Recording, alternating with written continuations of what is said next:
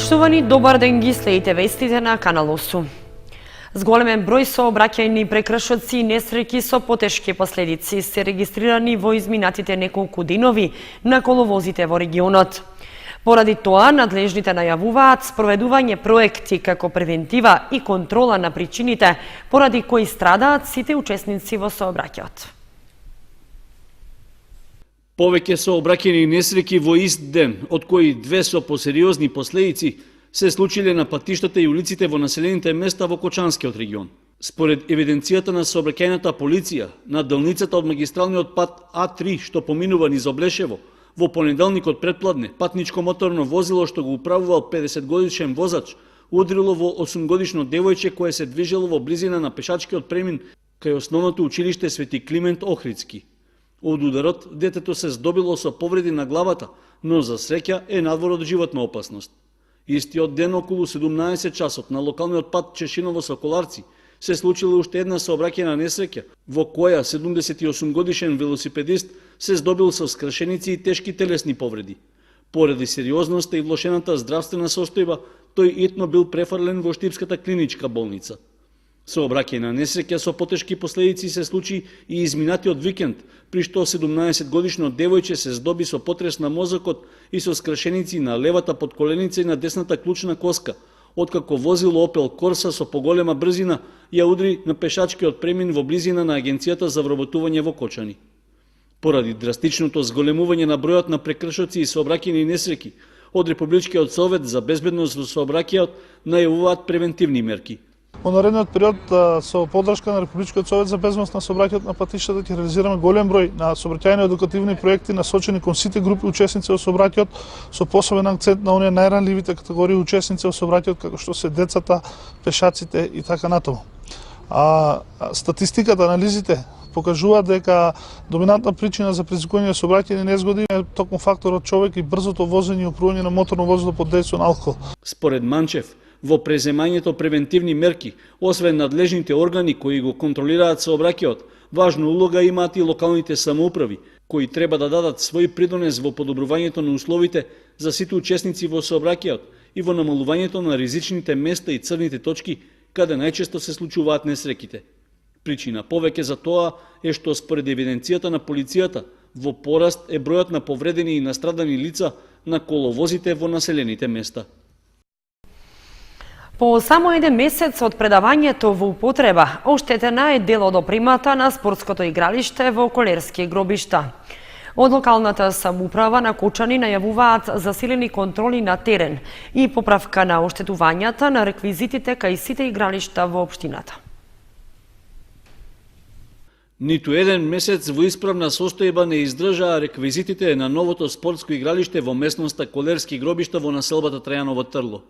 Искршени се сите обрачи на кошевите, мрежичките се искинати, а има оштетување и кај заштитната ограда на теренот. Дали поради несовесност на нашите сограѓани или поради слаб квалитет на материјалот, металните кошеви се преполовени, а дел од нив расфрлани на асфалтното игралиште. Дополнително, во околината на спортскиот терен повторно се расфрлани отпадоци, со што поранешната дива депонија заживува. Со тоа не се остварија очекувањата на надлежните од општинската администрација, кои на денот на предавањето во употреба на спортските терени на детскиот парк во близина рекоа дека целиот комплекс треба заеднички да се чува. Искрено очекувам дека овие наши сограѓани ќе го чуваат најповеќе од сите, без обзир што ги бие глас дека тие се оние кои што ги уништуваат и другите и ќе го уништат ова овде. Очекувам дека сепак ќе биде зачувано во таква форма каква што е сега. Во меѓувреме, од општината доставија писмен допис дека е направен увид во состојбата со детските, повеќенаменските игралишта и спортските сали, со кои стопанисува локалната самоуправа, а со цел да се извршат неопходните поправки. Според извештајот на службите, констатирани биле оштетувања на лулашките и на спортските реквизити и опремата, поради што во наредниот период ќе се реализирала нивна поправка.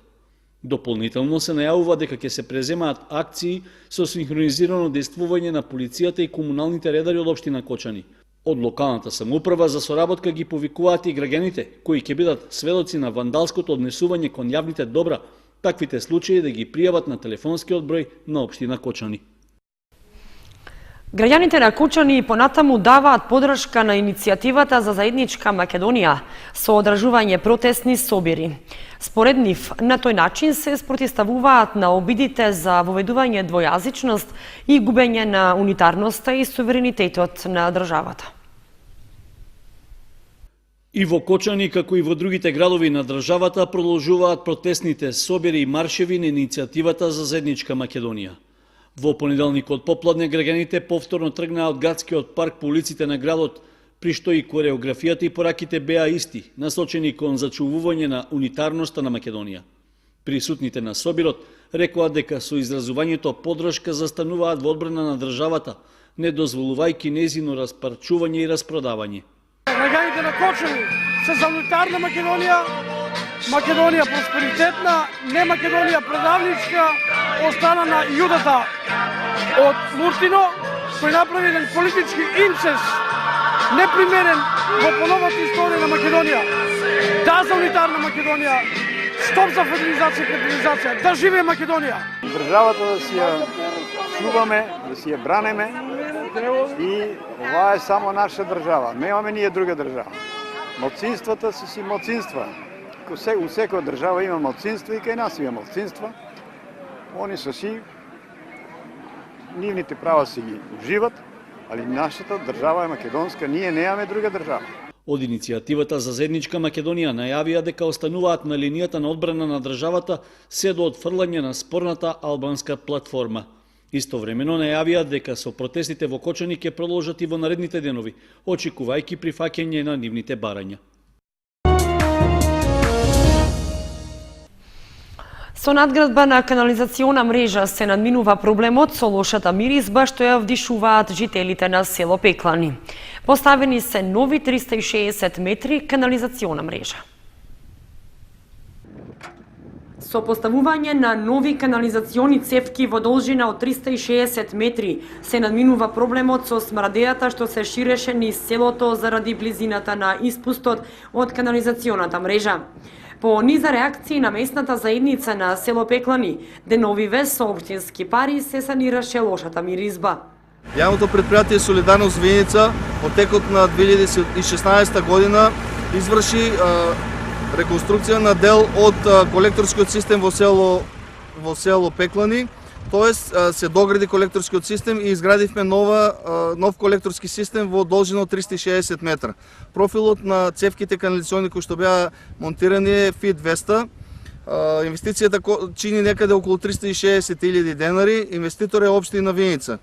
Ова го направивме бидејќи беше барање од местната заедница од село Пеклани, бидејќи досегашната канализациона мрежа, тоест колекторот се испушташе во река Пекланска во близина на населеното место и бидејќи се осеќаше миризба од канализацијата, ние продолживме за 360 метри и сега се испушта подалеку од селото и не се осеќа миризба која што би пречела во нормално одвивање на животот.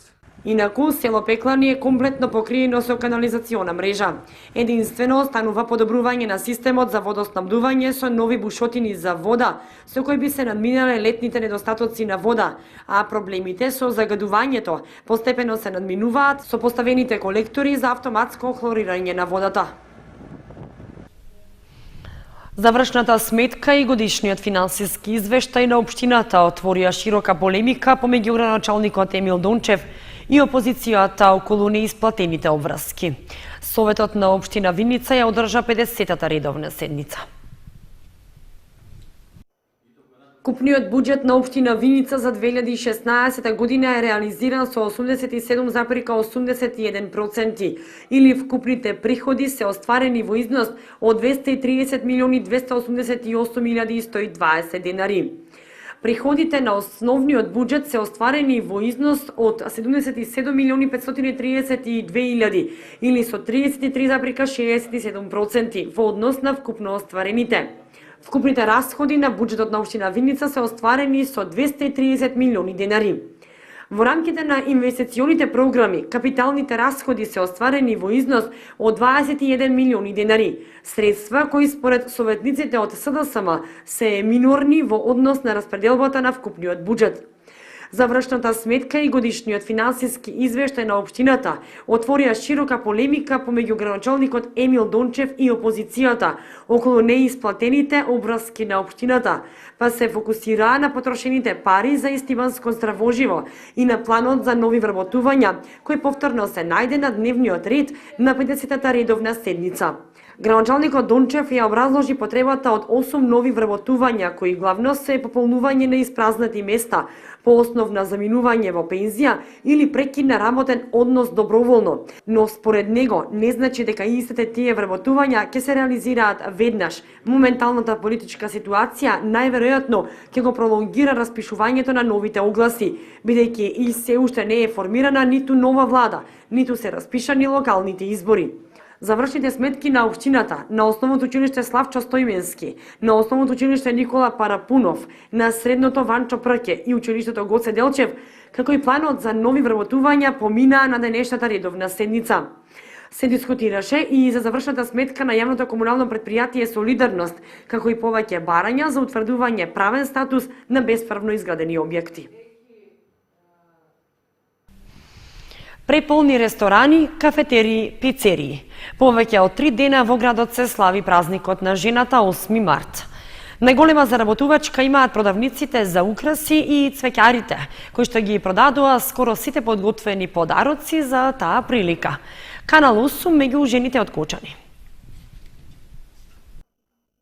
Продавниците преполни со луѓе кои купуваа подароци за понежниот пол. Цвеќарите кои цела година го чекаат празникот на жената се офајдија деновиве. Ги продадоа веќе подготвените и украсени цвеќиња и екебани.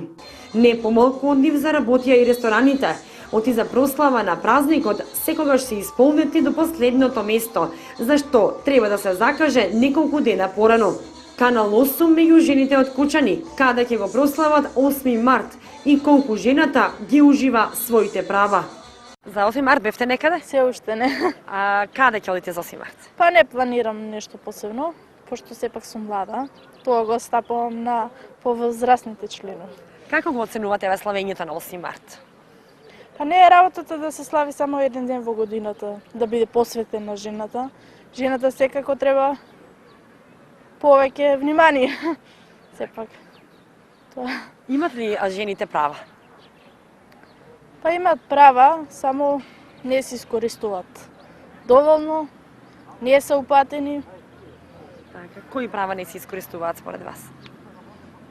Па работничките права, мислам, доста тука има за поставување.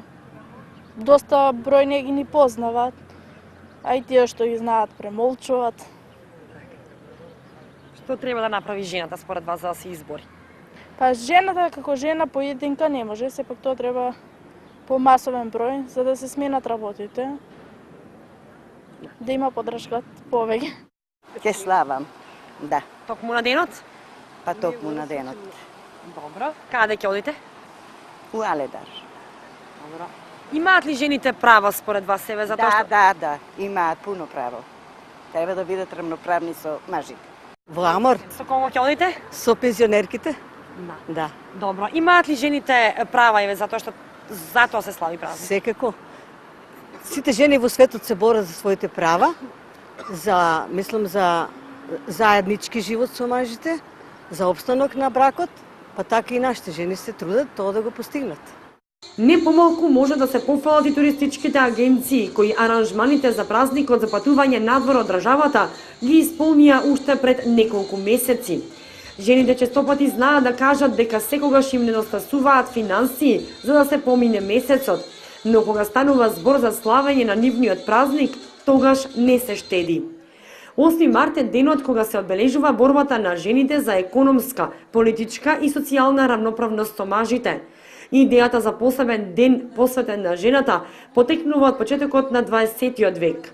Првиот ден на жената е одбележан на 28 февруари 1909 година во САД по иницијатива на Социјалистичката партија на Америка.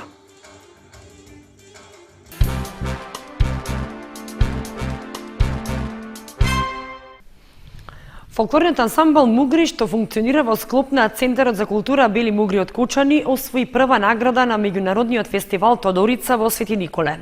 Ансамблот, освен игрите, ја негува и народната песна и изучувањето на народните инструменти. Литературно читање по повод Денот на жената 8 март организираше библиотеката Искра и литературниот клуб Копнеш. На тој начин секоја година традиционално се чествува празникот преку читање лични творби на членовите на клубот.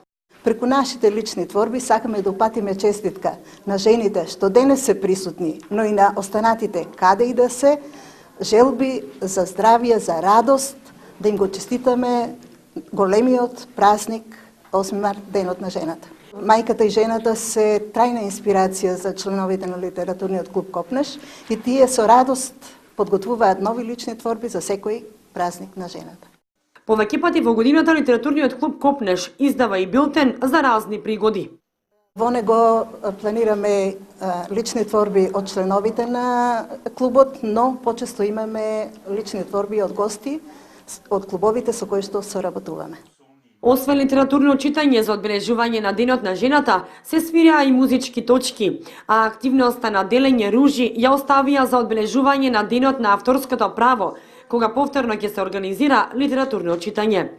Литературниот клуб Копнеш во моментов брои 20 активни членови, а инаку бројката е многу поголема, бидејќи клубот постои од далечната 1964 година и постојано има активности, вклучувајќи ги и состаноците, што ги организираат членовите секој петок од 12 до 14 часот во просториите на библиотеката. По повод Денот на жената 8 март во библиотеката Искра во Кочани се одржа литературно читање во организација на литературниот клуб Копнеш. За таа прилика беше издаден и билтен со литературни творби на членовите на клубот. Прва награда за најуспешна инструментална изведба доби фолклорниот ансамбл Мугри од Кочани на меѓународниот фестивал Тодорица во Свети Николе.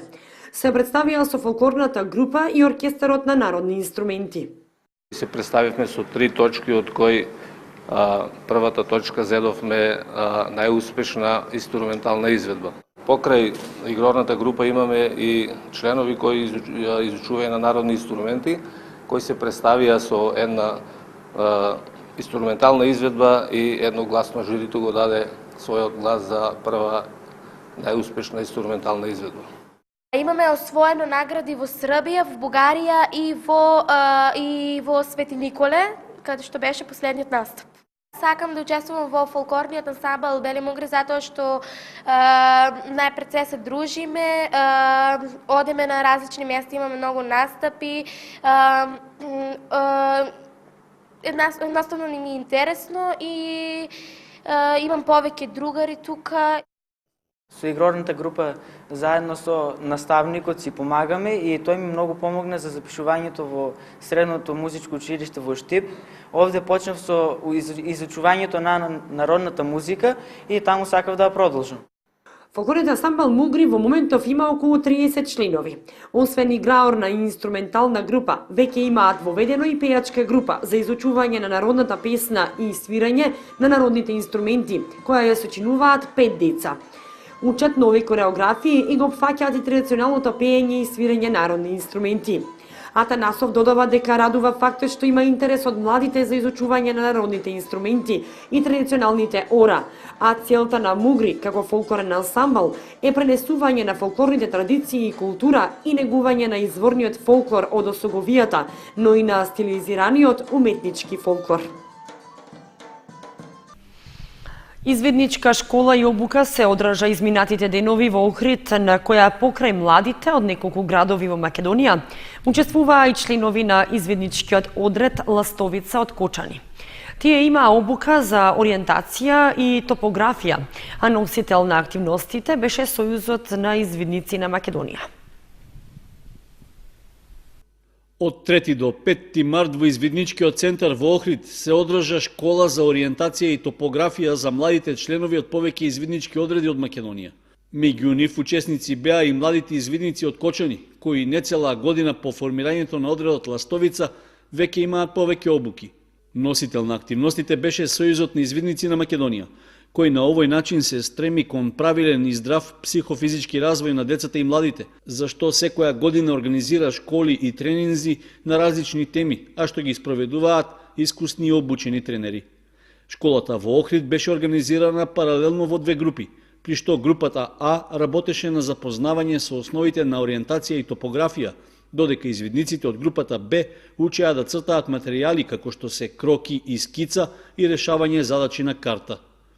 Целта на обуката беше што полесно разбирање и изучување на ориентацијата во природа, како и топографијата, што е една од најстарите гранки на извидништвото.